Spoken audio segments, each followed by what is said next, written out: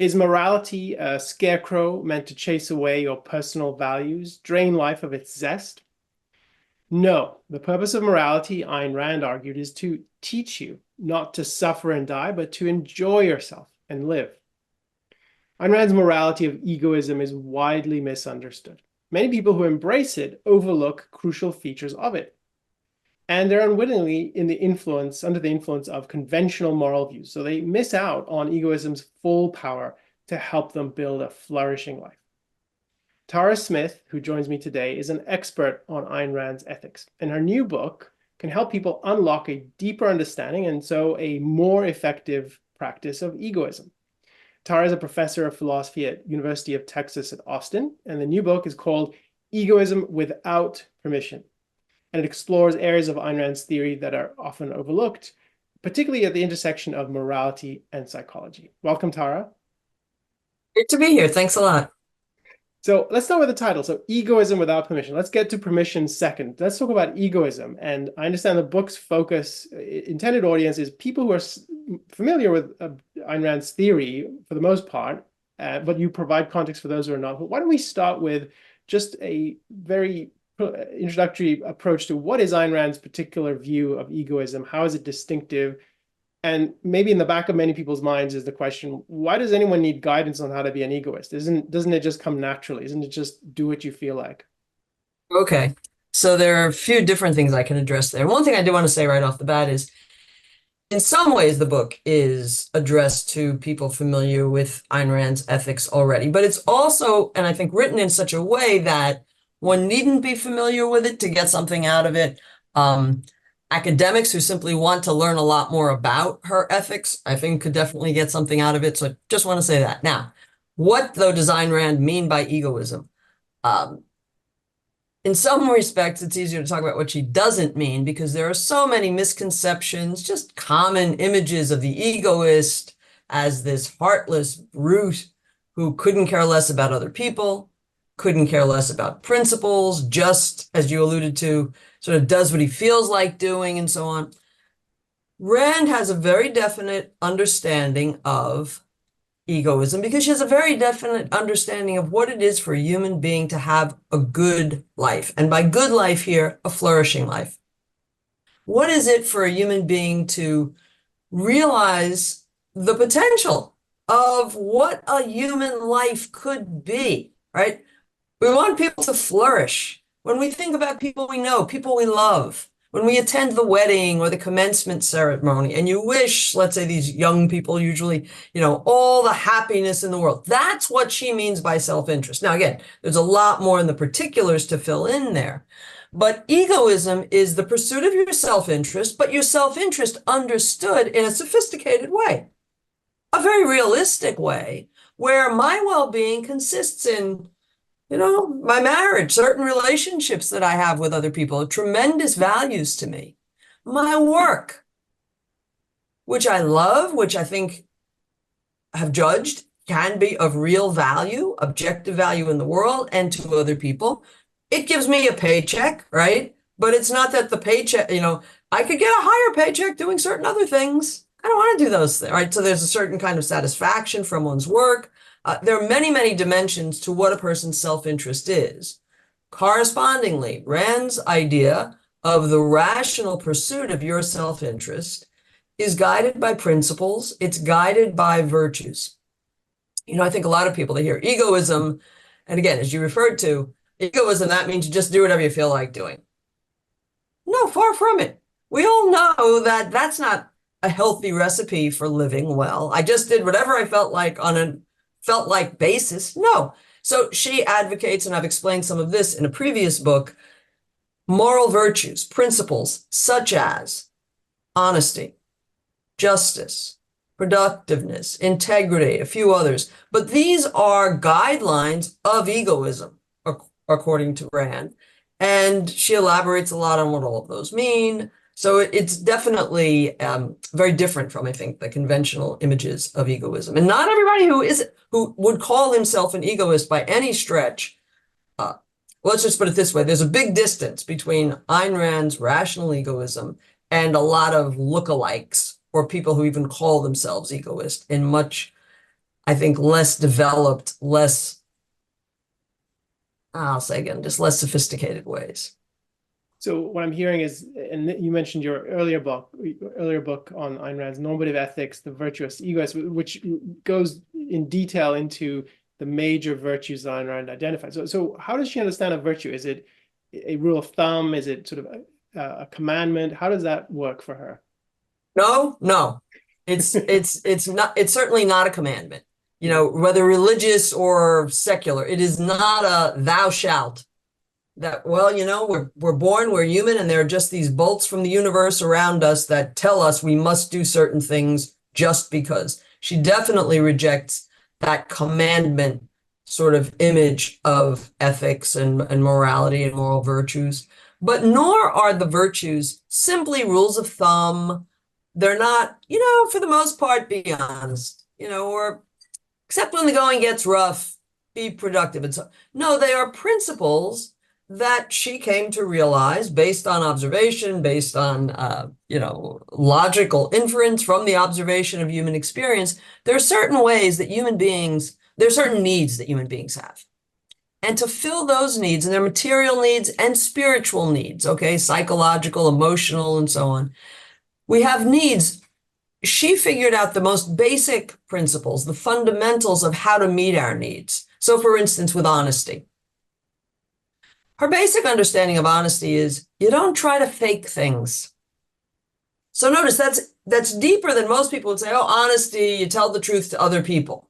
Well, that's involved, but that's just part of a more fundamental understanding that when you try to pretend that things are other than they are, when you fake things, doesn't change the things you're talking about, the things that you're misrepresenting, and you still have to deal with the fact of the matter. So if I lie, for instance, if I'm faking my ability to do a certain job, and I fool the guy who now employs me, it doesn't make me any more equipped to do that job. In fact, it just kind of sets me up for disappointing him and failure and so on. If I lie to myself about the health problems that I really should be checking on, I'm not helping myself. So again, I guess I've gotten a little bit away from your question, but the moral virtues in Rand's view are principles. They are steadfast in their guidance. So, they're really well thought through, but they are to be followed always.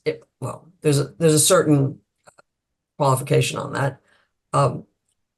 Because they are causally effective in bringing about or in fostering the well-being, the flourishing, the happiness, the self-interest, using all those terms basically the same here, that one should be after. So I want to push now in the opposite direction. So what I'm hearing is there's principles to guide individuals in pursuing a good life. One kind of criticisms I've seen, and you address this in your book, Egoism Without Permission, is the kind of view that some people say Ayn Rand's ethics is about purging your life of emotions, of the kind of what many people take to be the zest of life, their passion, and it's about being a robotic calculator acting on reason. So maybe tell us a bit about how you understand her. Yeah, I'm smiling, I guess, almost laughing, because man, think if you've ever seen Ayn Rand in action, if you've seen tapes or videos of her, oh yeah, robotic, uncaring, right? If you've ever seen me, at any rate, as I've already mentioned a few times, Rand used the label rational egoism. So she was calling attention to the rationality that's necessary for you to really be serving your self-interest, your all things considered long-term well-being. True. But a lot of people have taken that in the way that you described. They take her to be implying or holding that the way to be rational, at least one important way to help yourself be rational, is to shun your emotions, set those aside, regard those as potential contaminants of a rational life. And that is far from the truth, and that is far from Ayn Rand's view. I devote a chapter in the new book to desire and the important place of desire in generating your reason to pay attention to morality. I mean, at the broad level, you could say it's only because I want my happiness. I want to have a nice life. Okay. Hopefully I have a lot of decades, but I only have so much time. I want to have a good, satisfying life, right? I want that. And in that, I want many, many particular things. I want, this kind of work and this kind of relationship and this kind of leisure activity. But it's a desires and owning your emotions, and those two are slightly different. We can talk about that in a minute if you like, but is crucial to having a good life. You can also think about it from this perspective. Imagine, well, yeah, Let yeah. me pull on a thread that's come up already, and this. So I want to just raise a question that I think people who are exploring Ayn Rand's philosophy are trying to implement in their own life and live by this conception of egoism. I think this, and this is something you talk about at length in Egoism Without Permission. I found it really fascinating. So you put the point this way. I'm going to read it back to you. Uh, there's a conception that people bring to her morality that isn't really an understanding of how she thinks of morality. So they import a foreign perspective, and the way you characterize it, I hope I'm getting this right. They think that they should be moral, and that's the way they become, that's sort of the goal, be moral. And what you say in the book is life is not for the sake of being good, quite the reverse. Being good is for the sake of life, of your being happy. And that part of that was a quote from you. So that conception of people acting to serve morality, as if morality is some sort of object or thing that you're servicing, versus the way you were describing it, that you have a vested interest in a particular kind of life, and morality is an enabler to that. So maybe you could tell us a bit about how Ayn Rand understands that and what you bring out in the book. Yes, that's at that's at the heart of this issue. And I think the way you put it was a good one. That is, many people, even if they read Ayn Rand, they think long and hard about Ayn Rand, right? And they basically come to think she's right. I should be an egoist. Egoism makes sense for beings. Everybody should be an egoist, right? Even I think a lot of people who subscribe to Rand's egoism still find themselves laboring under this, as you put it, imported view that they grew up with. I mean, usually it's a view of morality that one was raised on, and that becomes so, it has such a grip. It can, in some cases, this is not true of everybody, but it can have such a grip and hold on the very way you think about what morality is and why one should be moral, that distorts your understanding of how to be egoistic, because you're still thinking of it. And I found this in my own experience, implicitly still thinking of egoism as the way to be good. But what's most important is being good. Goodness, moral goodness or virtue as an end in itself, as a good in itself. Now, I think some of that often comes from religious versions of morality. A lot of people get their moral views from their religious views. And in a lot of those religions, the idea is we do have these commandments. God wants you to behave in this way and not do that, and so on. So I think a lot of that can infect our psyches, such that even if we reject, we might think, I don't believe in God, or I don't believe in that kind of morality, we can find ourselves still laboring under that cast for what a morality is. And part of what this book, a lot of what this book tries to do is say that is still a fundamental misconception of egoism. The egoist is selfish from the get-go, from the ground up. His very motivation for caring about morality is caring about himself, his own flourishing, his own happiness. And that's what gives him reason then to want to identify moral principles, the virtues that she discusses, honesty, productiveness, independence, and so on. Why? Because those, again, causally help me get what I'm after, right? There's a causal character to morality in her view, as opposed to there are these arbitrary shoulds, arbitrary goods or values or morals, and you have to live up to them. And okay, maybe egoism is a way to do that, but that's the real God, being good. No. See, a moment ago, you mentioned that there's a distinction or a way of thinking about desire versus emotions. Maybe you could tell us a bit about how Ayn Rand conceives of emotion, her account of that, and how that relates to your account of desire and where that places, how those fit together. Well, emotions, it's not, we all feel emotions. frequently, sometimes mild emotional ups and downs, sometimes more dramatic, depending on what triggers them. But emotions are things we all experience all the time, very familiar. And things do trigger them. So she has an analysis of what emotions are based on, why we feel emotions. She was very much opposed to emotionalism, acting simply on the basis of one's emotion. And again, the emphasis on rational egoism, yes, part of what that entails is as opposed to emotionalist egoism, the sort of person who just goes with, the fury of the moment or the fervor of the moment. No, you've got to make sure that your feelings are justified and give you good reason to act in one way or another. So she was very much opposed to emotionalism.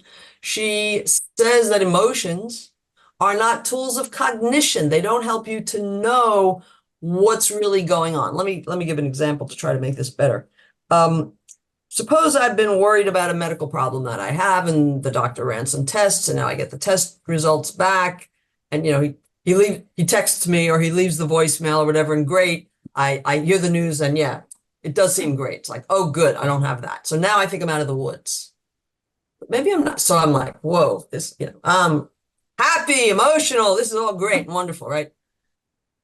Perhaps I misunderstood the results or the significance of the results that he was relaying, right? So I have this good feeling, but that doesn't mean the underlying beliefs are valid, okay? So that's, again, to try to indicate the kind of reason why you shouldn't, in general, just go by your emotions. You need to check, like, what are the underlying beliefs and values here, and are those valid, and what does that give me reason to do or not do? So again, emotions, not tools of cognition. It's not the way I really find out what my health status is, though, it can feel nice in the moment. Okay, I might be fooling myself if I don't investigate further.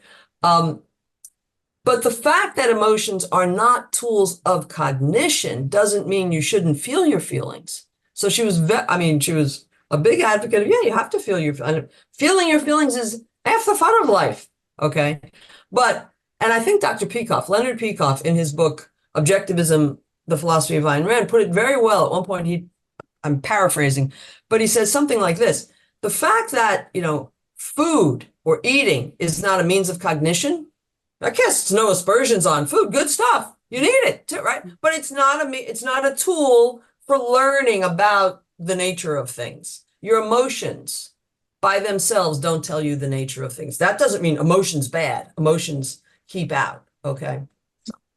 So is this a fair way of putting an aspect to this point, which is that earlier you stressed it's a conception of egoism that's rational. So the through line here is your orientation is to the facts, is to the world out there, and emotions are important in life, but they're not your direct contact with the facts. So you can't treat them as if they were, and so doing that is counterproductive. Yeah, I like that. They're not direct treatment. They don't give you direct access, right? They're intervening, like, why do I feel so angry at Elan?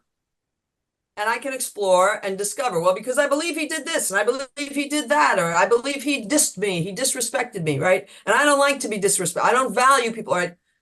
The underlying beliefs may or may not be true, may or may not actually be good representations, accurate representations of what happened. The underlying evaluations might not be valid or fair, right? So, right, there are these intermediaries, like, I look at the world and, the emotions, well, what's going to cause emotions will be certain beliefs that I have, certain evaluations that I've made.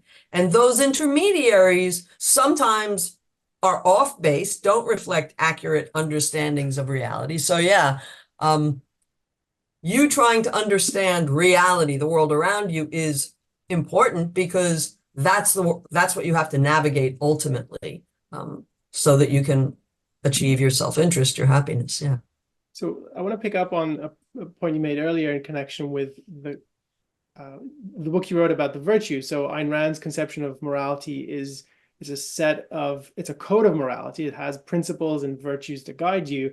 And one of them, you talk about several of them in this book. So the book is not devoted to that. So one of them is independence, that you write quite a bit about. And another value that she identifies in the book is self-esteem. So without going through the book exhaustively, let's just pick on those two and help us understand both what is the virtue of independence, and then how does it fit into being an egoist, and then we'll come back and talk a bit more about self-esteem, because I think that's a really distinctive aspect too. But let's start with independence. So with independence, she understands independence as fundamentally accepting the responsibility for making one's own way in the world, both intellectually and materially. So doing your own thinking, listening to what others have to say, learning from others, going after the knowledge that others have, the counsel, the advice they might give, and so on. But independence, at least at the intellectual level, is about doing your own thinking, as opposed to just going along with the conclusions of this crowd or what's popular or tradition or something. Like thinking issues through for oneself. This is crucial. Again, a moment ago we were speaking of the intermediaries or how emotions don't give you direct access. Similarly, if I just think what Elan thinks, or if I just think what these other people think because they think it, I'm letting them serve as screens between me and an understanding of the way things are. So if I disagree with you about minimum wage policy or immigration policy or some other issues, not only political issues, right? I've got to figure out, if I really want rational answers, sensible answers, who's right on these issues? We have to go to the videotape, as they used to say. Go to reality itself rather than go to somebody else who's got his understanding, which could be messed up and so on. So independence is accepting the responsibility to use your mind, your rational faculty, to think through whatever issue, all the sorts of issues we need to think through to try to reach, the most accurate rational judgments of these things. Now, again, it's in the book, I focus more on the intellectual aspect or dimension of independence. It's also, not being a sponge, not just leeching off of other people, but making one's own way in the world materially. At any rate, in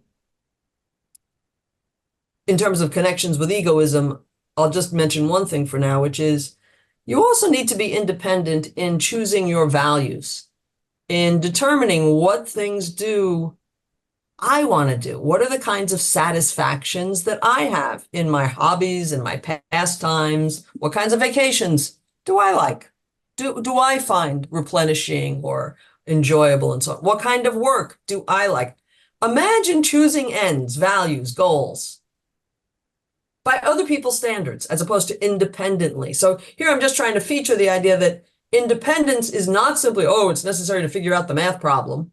It's necessary to figure out what kind of life, what kinds of components within the experience of Tara's life are going to be the best ones that really, that serves me. That keeps me motivated and happy to get up in the morning and going at it. One of the points you made in the book that really resonated with me is about the culture that we live in, and how the default position on morality is what Ayn Rand calls altruism, and this idea that morality is about service and sacrificing for other people. And you make a connection between being independent about your thinking about what's true and what's good, and embracing egoism. So egoism requires one to be, I don't care what other people think morality is. This is what I understand it to be first-handed, my best rational assessment. And that in the absence of that, it's difficult to be an egoist because there's other counter pressures. I was interested in Yes. No, I'm glad you brought that up. Yeah. No, so independence is one of her core virtues, such that in my book on the virtues, I gave it a whole chapter. So why revisit it here? But I think it is I think it's particularly important, particularly pivotal to have the kind of gumption or, to have the courage of saying no to the altruistic morality that's all around us, and whether or not people use the term altruism, we all know, and this is worldwide. This isn't just a Western thing or an American thing, right? Being good, everybody preaches, is about sacrifice, serving others, putting others above the self, and so on. It's going to take a lot of wherewithal to resist that, right? And, it's not just, oh, I don't care what others think. I'll listen to what others, but man, if I conclude, no, we should be egoists. Everything against, the culture is really so deeply set against that. So not just suspicious, but, spurning of the person who would stand up for egoism like you and I right now, right? That in order to be willing and strong enough to buck that, you're going to need strong quotients of independence, of, no, I go by my judgment. I'm not afraid of other people who disagree with me. Bring it on. Let's talk about it. Let's figure out if I missed something, right? But I'm going to go by my judgment as opposed to just go along thinking, which is not really thinking. Sadly, so many people do that. And I mean, it is sad. It's not, I think, oh, they're all these villainous, horrible characters. Like, there's so much passive drift into, well, I guess you got to go along rather than think a little bit further. Do you really have to go along and so on? So no, one of the virtues that's absolutely necessary for egoism and for getting it in that deeper level way that we were speaking about earlier, your whole motivation for being moral has to be egoistic for egoism to really best serve you. That's going to require independence. And the other thing that you had mentioned that I do also feature in a chapter, self-esteem, for largely similar reasons. You're going to have rational self-respect. You're going to have that belief. So here's what she means by self-esteem. It's the conviction that you are worthy of living. You are able to take care of yourself. I'm able and I am worthy. And that worthiness is so key to what I'm focusing on in this book. Egoism without permission. I don't need anybody else to give me license to pursue my happiness. Anybody else, anybody like a god, a ghost or anything, any moral that's even an atheistic morality. Like, I don't need permission. I don't need to be good and thereby earn my ticket. Okay. So at the beginning of the book, I quote one of Ayn Rand's heroes from the novella, Anthem. I need no warrant for being. I'm not trying to earn. It's like but I mean, this is really crucial in her view. Each man is an end in himself. Each person's life, each man is an end in himself. Your happiness is an end in itself. That's what you should be most concerned with. And I will point out, and this is an understatement, the way I'm going to put it, that leaves room for other people playing a big role in your life. And that's an understatement. I mean, yeah. Okay.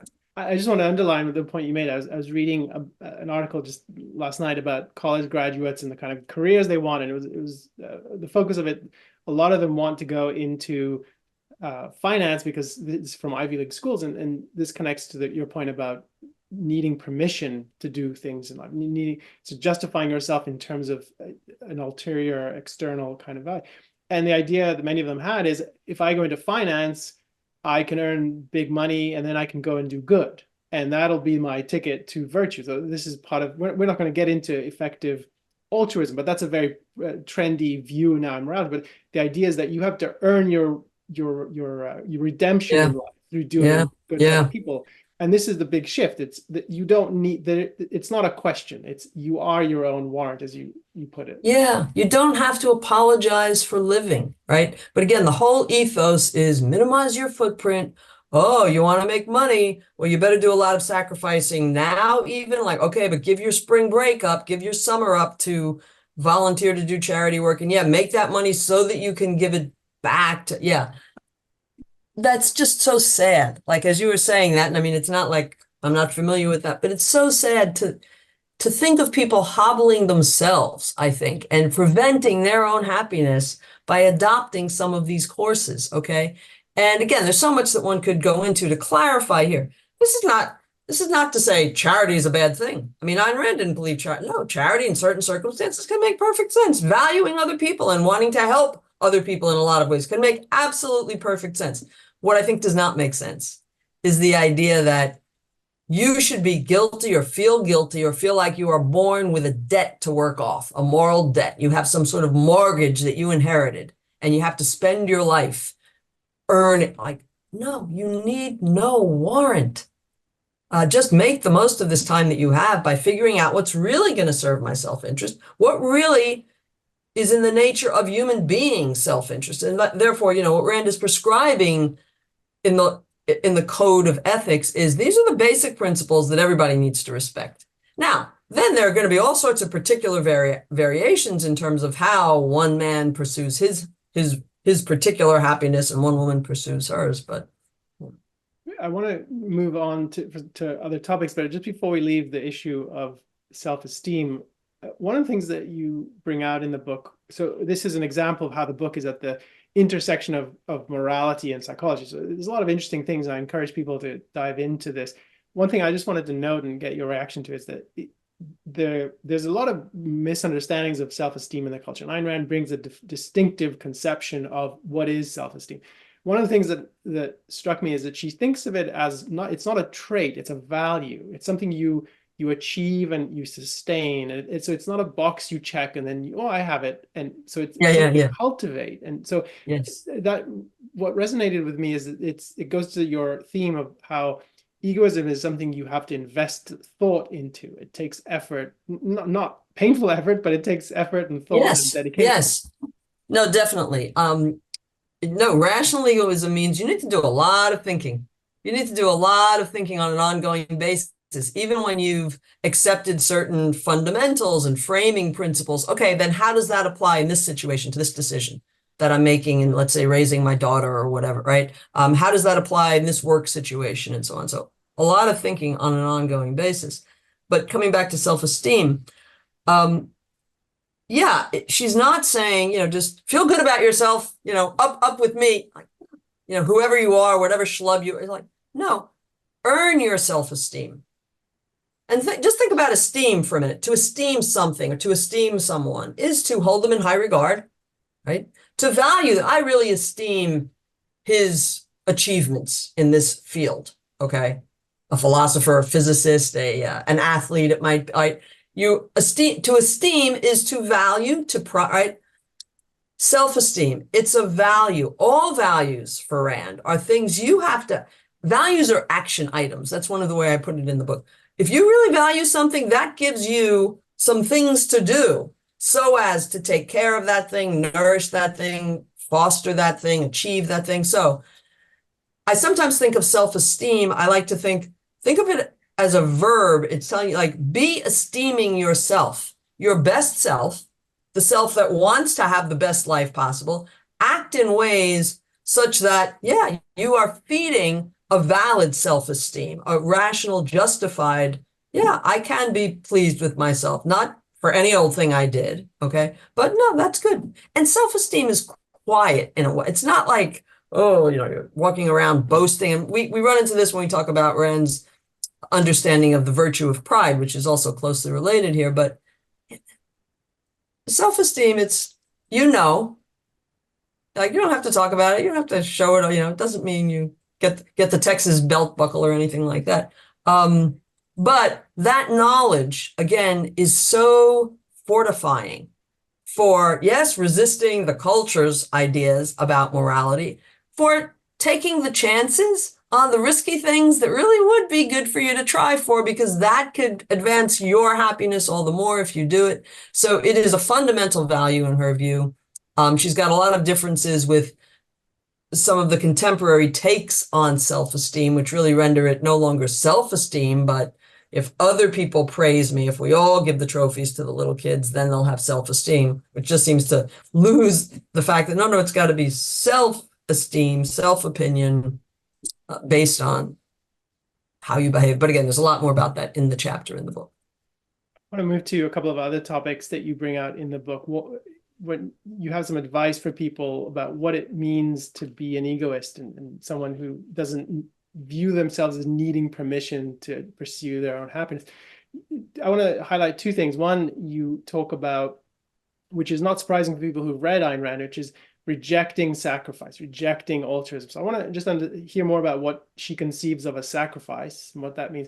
And then the other one is commitment to substantive values. Just what is the place? And there's a beautiful metaphor that you have about life is not a patchwork, it's a tapestry. I just want to hear more about how you think of that. So maybe we can start with that idea, so the positive claim about commitment to substantive values. How do you think of that? And so, when people think of, oh, self-interest, you're interested, you egoist, you want your self-interest. I think it sort of floats as this, well, it will either float as a kind of empty abstraction, oh, self-interest, or if it's not empty, they fill it in with, you're just greedy, you just want money, you just want material comfort, or you just want whatever makes you feel good.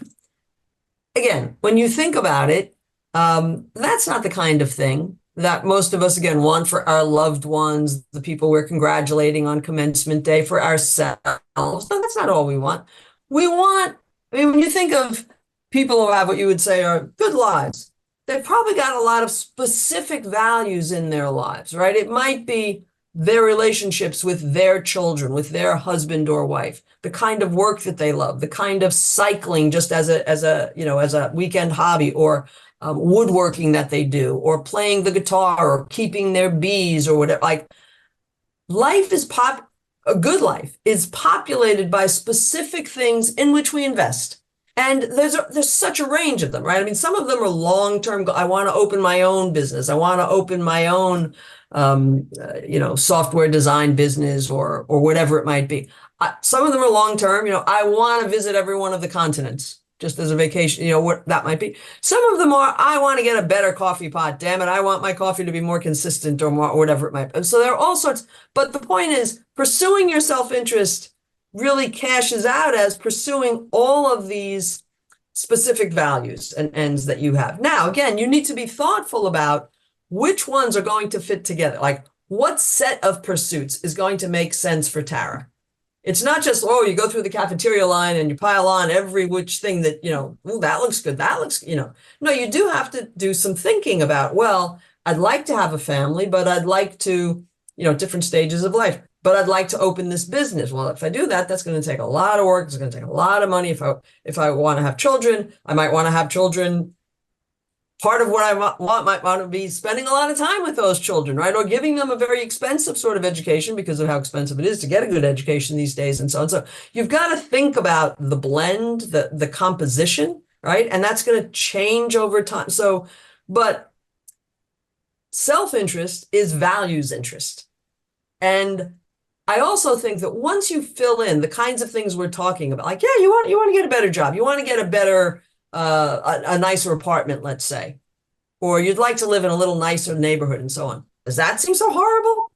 My point is, so many of the specifics seem innocuous, if not actually good things for a person to do. When we populate our idea of what self-interest is as values interest, and yeah, these sorts of values, it makes the egoist a lot harder to vilify, right? It makes him more human. When we keep him at this, like, no, that's not self-interest. But I mean, when we have these just artificial images of what it is to be an egoist, because we have artificial understandings of, or hollow understandings of what it is to actually have a self and a life that you could be serving, it just sets up the distortions and the rejections. I want to pick up on something you bring into the book, where in the section where you talk about it's important to consciously reject and root out in one's own thinking and one's own behavior the default into, or the actions that are in fact sacrificial in Ayn Rand's conception of the surrender of a value to a lesser or non-value, or net loss in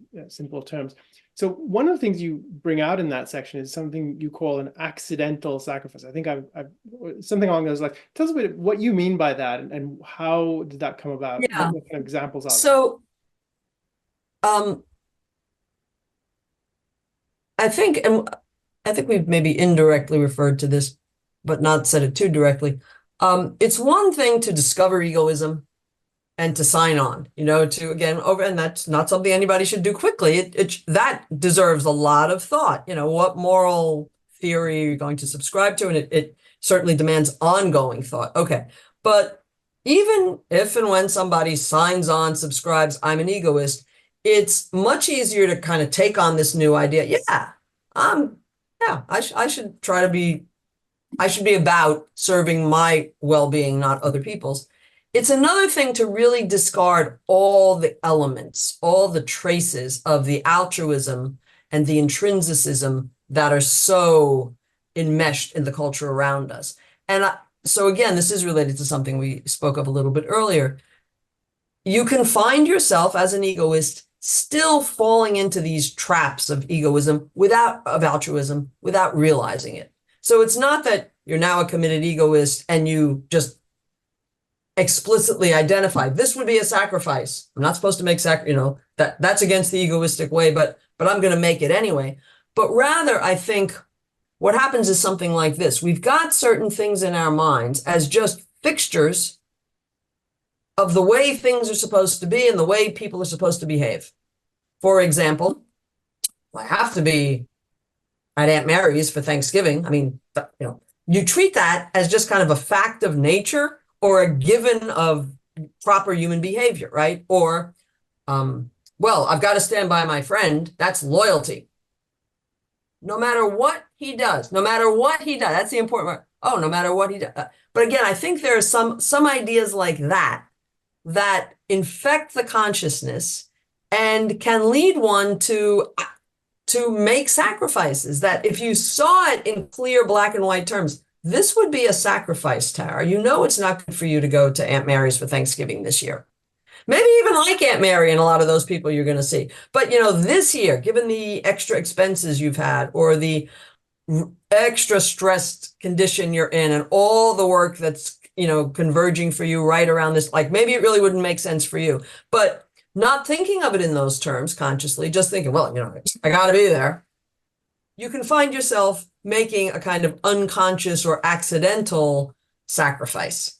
And I think those little things, again, sometimes because of just the way we've classified certain shoulds in our mind, can get in the way of being more consistently egoistic. So we need to uncover what's really going on when we're making all of our choices so that we can, again, the more consistently we're egoistic, the more happy, the more successful the egoism can be, the more happy we can be. Final topic I wanted to bring up, and if you have other things you'd like to share, I'm happy to talk more about this, but I want to be mindful of your time. So we've talked about how egoism is misrepresented, there's caricatures of it, and people fill in a certain kind of assumption about what egoism involves. One of the things that will, I'm sure, surprise that kind of people who have that kind of perspective is that you come out, and I think this is because Ayn Rand comes out for valuing introspection, that it's really important to develop self-knowledge and ongoing, not just, once in a while I'll think back. And when I read about read that section in your book, I came to think about one of the caricatures of the egoist is someone we think of as a narcissist, like they're self-involved, they don't really reflect, they can't even begin to see how their comments land on other people and their reactions, and they're oblivious. I mean, that's one way to think of it, not just narcissistic. But part of what you're arguing here is to be an egoist is not at all like that. In fact, it's the opposite. It's to really understand yourself and develop that level of self-knowledge and clarity as a means to getting a better life. So I just want to hear more about your perspective on that. Yeah.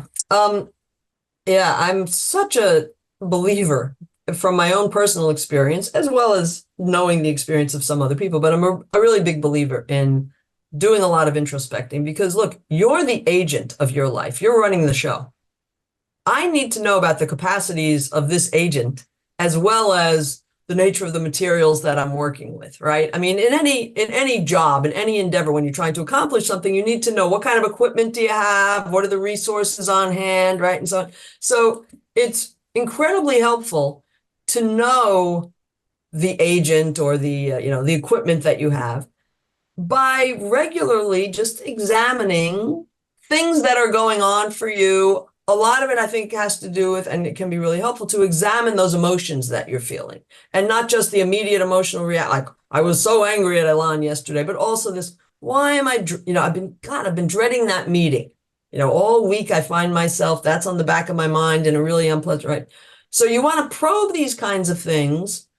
Why? Because what you turn up in answers can often be really helpful to how it's healthy to deal with some of even these less pleasant things in life, like real anger at a friend or real hesitation about a meeting and so on. You might discover things like, for example, oh, the reason I'm really dreading that meeting is I'm really scared I'm going to be exposed at that meeting. Like they'll find out that I really am an imposter and I don't know my stuff or something like that. Or maybe it comes from some other deep-seated insecurity that's more an issue about me than something objective in the way those people have ever treated me or so on, right? Um, Let me just give you a different sort of example of how the introspecting can help. Real life example from the last couple of weeks in my own life. Oh my God, I've been so stressed. I've been unusually stressed lately and really feeling at certain times like, oh, there's just utter, when you're just completely overwhelmed by everything there is to do. And, oh my God, and I can't, and this is horrible. Okay, so, you start thinking about it. Now, I do a lot of this with journal writing and so on, but it's like, so do you want to give up some of these different projects that are all in the air right now? Like, would you want to give up one of those? Like, should you give up some of them? And you start thinking them through and you think about, well, no, why you think this is a good one and you do want this one. And, you think that a few times. And my goodness, it's so interesting because you realize, okay, well, you can come to realize, no, these had started to just hang out there as you got to do this, Tara, you got to do that, as these hanging shoulds, as opposed to each one being attached, a causal part of the chain necessary for something I really regard as a good goal or a good value, right? So it can help you reattach your values to your shoulds. Sometimes will help you realize I should give up that should, or yeah, maybe I do need to drop that or pay less attention. But you need to understand yourself to navigate the emotions, the challenges that we face. You can also learn things about yourself that are not just helpful for dealing with this meeting this week or this set of work responsibilities this week, but you can realize over time, you have a tendency to do this, Sarah. You have a tendency to overvalue this or to over prepare and spend too much time on this kind of thing because of this insecurity you have about that. So you heard it here first. People are fascinating. We're complicated. We have a lot of subconscious beliefs that we may not even be aware of about ourselves that influence the decisions we make, the way we interpret events, things that other people say, and so on.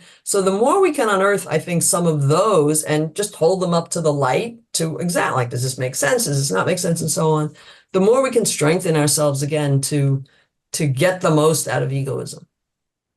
One of the takeaways I had from reading your book is just it really underscored how distinctive Ayn Rand's views. I mean, your previous book did that too, but this one from a different angle, and how much thought and deliberation it takes to accomplish and building a life that is truly happy, and that it's a central part of it is one's relationship to morality.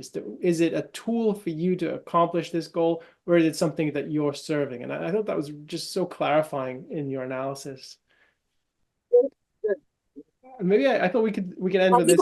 People often think of morality as a kind of a necessary evil. Mm-hmm. It's a shame, but I think because of the moralities they've been fed, mostly these, self-subordination, it's like, oh, damn it, there's this thing I got to do, morality. Now, they wouldn't put it that way. They would never say that in polite company, right? But there's often, your sense, a kind of, subterranean, man, if only we didn't have these constraints of morality, then we could really have a good time. Like hell is what Rand, right? Like, you need to figure out what to do to have the best life you can have. But so morality is enabling rather than sort of constraining. Yeah. I wonder if we could end on this question. Tell us maybe one anecdote or one reason that you personally were motivated to write on this topic, or something that you learned in particular on this project. So I was motivated for, in a way, all the reasons or just all the instances in my own life of finding these remnant scraps of an alternative moral view. To some extent, altruism, to some extent, just intrinsicism about morality as having this inherently compelling standard. But just Tara always wanted to be a good girl, and unpacking what that meant and what that still means, like, has been just over time, there would be little episodes of realizing things that were going on for me where it was revelatory and very helpful after the revelation for me to see some of the mistakes I'd made in just classifying certain things in my mind.